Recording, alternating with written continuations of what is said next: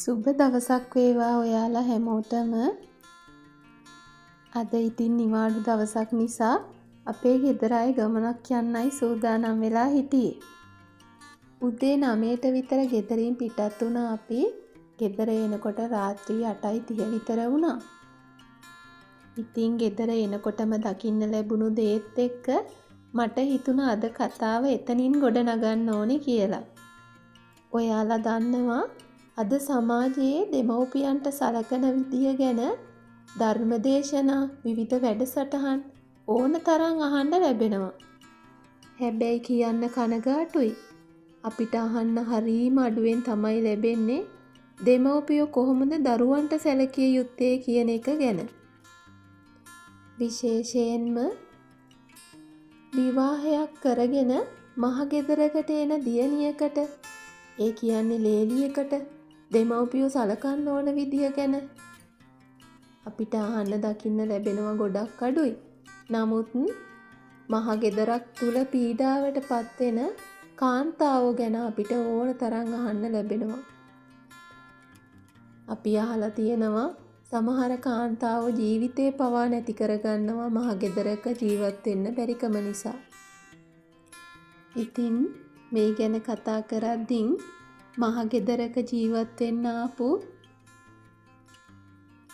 මට අද දෙමව්පියෝ සලකන විදිය ගැන කතා කරන්න කලින් අද දවස මම ගත කරේ කොහොමද කියලා ටිකක් අහගෙන යමු. ඉවර වෙනකන් කතාව ඇහුවේ නැත්නම් වැරදි අදහසක් ඔයාට ඇති වෙන්න පුළුවන්. ඒක නිසා මං ඉල්ලීමක් කරනවා කතාව අවසන් වෙනකන් අහන්න කියලා. ඒ අතර channel එකත් subscribe කරගෙනම අහගෙන යමු. අපි ගමනක් යනකොට පුරුද්දක් ඇටියට මොනවා හරි දෙයක් සූදානම් කරගන්නවා මගදී ආහාරයට ගන්න. ඉතින් ඊයේ ගෙන ආපු බඩේ රිඟු වලින් ටිකක් ඉතුරු වෙලා තිබිලා බත උයනකොට ස්ටීමරේට දාලා ඒකත් ඉක්මනට තම්බ ගත්තා. ඒ ටිකත් ඉක්මනට හරි ගස්සගෙන 9 වෙනකොට අපි ගමන යන්න පිටත් වුණා. ඉතින් අපි අද මේ යන්නේ උතුරු මැද පළාත් කලාඋලෙල බලන්න. මහත්තයත් එක්ක වැඩ කරන දරුවෝ දෙන්නෙක් මේ කලාඋලෙලේ තරඟවලට ඉදිරිපත් වෙලා තිබුණා.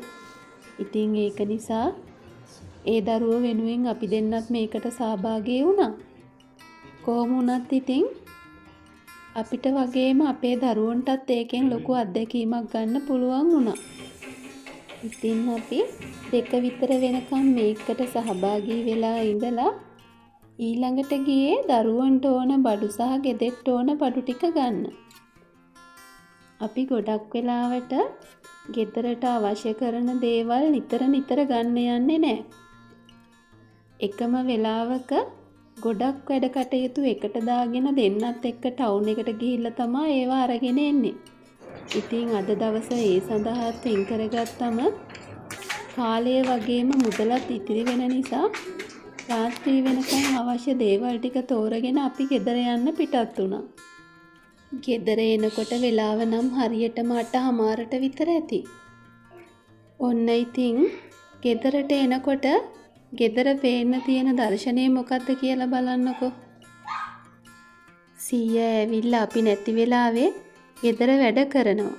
අපි ගමනක් යන වෙලාවට සීයා ඔය විදිය තමයි.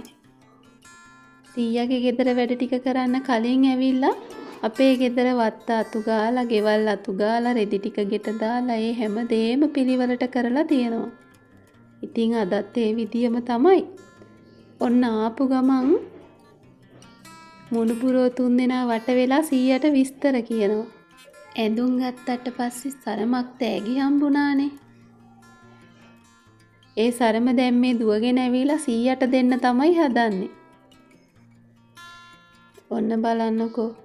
ඊළඟට මං ගේ ඇතුළට යනකොට මොකද්ද පේන්න තියෙන්නේ කියලා. උදේ මම හොදලා තියලා ගියපු රෙදි ටික වනලා වේලලා ගේ ඇතුළෙනුත් දාලා ඉවරයි. ඔහොමම මම ගියේ ඊළඟට කුස්සියට. කුස්සියට යනකොට එතනත් කරන්න තිබුණ වැඩ ටික කරලා දාලා. ඒවනම් කරන්නේ සීයා නෙමේ අත්තම්මා. අත්තම්මයි සීයයි අපේ ජීවිතවලට ලොකු සහයෝගයක් දෙනවා. අපිට හදිස්සියේ ගමන් බිමන් යන්න වුණාම සීයයි අත්තම්මයි තමයි බබාලව බලාගන්නේ. අම්මලාට අපි යන වෙලාවවත් එන වෙලාවවත් වැදගත් වෙන්නේ නෑ. දවස් කීයකින් ආවත් දරු පැටවු ටික හොඳට බලලා දෙනවා. ඉතින් ඒක අපේ ජීවිතවලට ලොකු හයියක්. මම හැමදාම මිරිස් ටික ගෙනාවහම අත්තම්මට තමයි හොදලා වේලලා දෙන්න කියන්නේ. ඔන්න ඒ ටිකත් හොදලා වේලලා තියලා. ඔයාලා දන්නවනේ ගෙදරක හැමෝගෙම ආදරේ මැද්දේ හැදෙන දුවෙක් විවාහ වෙලා මහ ගෙදරකට ආවට පස්සේ ඒ දුවට ජීවිතේ දරා ගන්න වෙන කොයිතරම් දේවල් තියෙනවද කියලා. මමත් විවාහ වෙලා ආවේ එවැනිම මහ ගෙදරකට. බලාපොරොත්තු කන්දක් පොදි බැඳගෙන මහ ගෙදරකට එන පුංචි මනමාලියාගේ හිස මත මහා වගකීම් ගොඩක් පැටවුනහම වගකීම් දරන්න තරම් හිතේ හයියක් නැති වෙනකොට ඒ දියණියගේ හිතේ සතුට හොරු අරගෙන යනවා. අපි කොතෙකුත් දකිනවා ඒ වගේ සමාජය තුල පීඩාවට පත් වුණු දියණිවරු ඕනෑ තරම් ඉන්නවා. මහගෙදරක ජීවත් වෙන විවාහක දියණියක් මෙන්න මේ වගේ දේවල් වලින් පීඩාවට පත් වෙනවා. ඇයට නිදහසේ Tamanට ගැළපෙන විදිහට ඇඳුමක් අඳින්න බෑ. Tamanට ගැළපෙන විදිහට කෑමක් බීමක් කන්න නෑ. Taman බලාපොරොත්තු වෙන විදිහට Tamanගේ දරුවන්ව හදා වඩා ගන්න නෑ. බලාපොරොත්තු වෙන විදිහට Tamanගේ ගෙදර දොර ලස්සනට තියාගන්න බෑ. මෙන්න මේ වගේ දේවල් නිසා මහ ගෙදරක ලේලියක් කියන කෙනෙක් ජීවත් වෙන්නේ මහා ගිනි ගොඩක ජීවත් වෙනවා වගේ තමයි. ඉතින් එහෙනම් ඒ ජීවිත කොයිතරම් පවුද? එයාලගේ ජීවිතවල සතුටුදායක කාලේ කොයිතරම් අසාධාරණයට ලක් වෙලාද? Tamanගේ දරුවන්ට ආදරයක් තියෙනවා නම් දරුවෝ වෙනුවෙන් ගත යුතු ක්‍රියාමාර්ග ගන්න ඕනේ. Taman දරුවෝ යහපත් ලෙස නිර්මාණය කරලා තියෙනවා නම් දරුවෝ කවදාවත් දෙමව්පියන් ගැන නොසලකා හරින්නේ නැහැ. එයාලා දන්නවා Tamanගේ දෙමව්පියෝ කොයිතරම් Tamanව මහ පොළොව පය ගහලා ඉන්න පුළුවන් විදියට හදන්න උත්සාහ කළාද කියලා. දෙමව්පියෝ දරුවන්ගේ ජීවිත ගැන හිතලා තීරණ ගන්නකොට තමයි දරුවොත් සතුටින් Tamanගේ යුතුයකම් මේ අය වෙනුවෙන් ඉටු කරන්නේ. විශේෂයෙන් නිවසක ලේලි කියන චරිතය මුළු පවුලක සතුට තීරණය කරන චරිතයක්. ඇයට බාහිරින් එල්ලවන පීඩනයේ තරම අනුව තමයි නිවසක සතුට රැඳෙන්නේ. ඉතින් මේ කතා කරන අපේ ජීවිත තුල ගැටලු නොතිබුණාම යයි කිව්වොත් ඒක අතිශයෝක්ති කතාවක් බවට පත් වෙනවනේ. පුංචි පුංචි ගැටලු ඇති වෙනකොට පියෙක් වගේ ඉන්න මහත්තයාගෙන් ලැබුණු ලොකම අවවාදය තමයි ඕනම කෙනෙක්ගේ හොඳ දකින්න. ඒ හොඳ දැකීම තුලින් නරක අමතක කරලා දාන්න උත්සාහ කරන්න. මෙන්න මේ කතාව තමයි මගේ ජීවිතේ ලැබුණු ලොකුම ආදර්ශය. මේ ආදර්ශයට අනුව ජීවත් වෙනකොට අපිට ඕනම වැඩ කරන ආයතනයක් තුල පවා අපේ ජීවිත හරිම සැහැල්ලුවෙන් ගෙනියන්න පුළුවන්.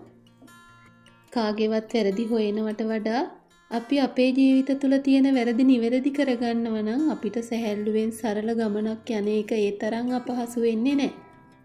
වැදගත් වෙන්නේ පුජ්‍යලයේ ජීවත් වුණු විදිහ නෙමෙයි. පුජ්‍යලයේ තුල පෙර පැවති ගතිගුණ නෙමෙයි. වර්තමානයේ තුල ඕනම කෙනෙක්ට නිවැරදි ජීවිතයක් නිවැරදි ගතිපුරුදුත් එක්ක ගෙනියන්න පුළුවන් නම් වටිනාකම තියෙන්නේ අන්න එතනයි. ඉතින් මේ වෙලාවේ හරිම සතුටින් කියන්නේ අපේ දෙමව්පියෝ අපේ සතුට ගැන නිතරම හිතන නිසා අපේ සතුට යාළගේ සතුටක් කරගෙන ජීවත් වෙන නිසා අද අපිත් හරිම සතුටින් ජීවත් වෙනවා. එහෙනම් ඔයාලටත් සතුටුදායක ජීවිතයක් ප්‍රාර්ථනා කරමින් මම නවතිනවා. තෙරුවන් සරණයි ඔයාලා හැමෝටම.